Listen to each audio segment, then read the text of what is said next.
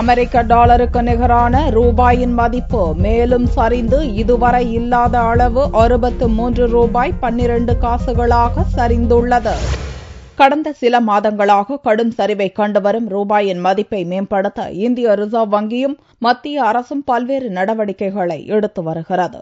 ஆனாலும் ரூபாய் மதிப்பு சரிவை கட்டுப்படுத்த முடியாமல் மத்திய அரசு திணறி வருகிறது.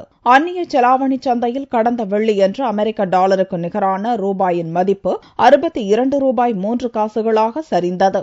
அதைத் தொடர்ந்து ரிசர்வ் வங்கி எடுத்த நடவடிக்கைகளை தொடர்ந்து அன்றைய தினம் 61 ரூபாய் 65 காசுகளாக மீண்டது.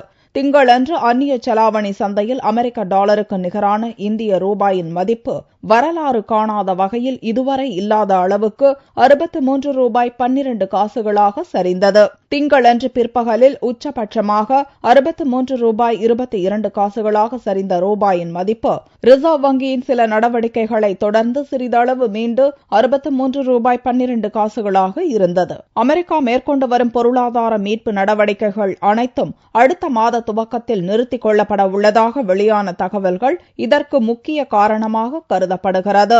ரூபாய் மதிப்பின் வீழ்ச்சியை தொடர்ந்து மும்பை பங்குச்சந்தையில் சென்செக்ஸ் மற்றும் நிப்டியும் வீழ்ச்சியை சந்தித்தன. திங்களன்று பிற்பகலில் 430 புள்ளிகள் சரிவை கண்ட பிஎஸ்இ குறியீடு மாலையில் 290 புள்ளிகள் சரிந்து 18,307 புள்ளிகளாக முடிவடைந்தது.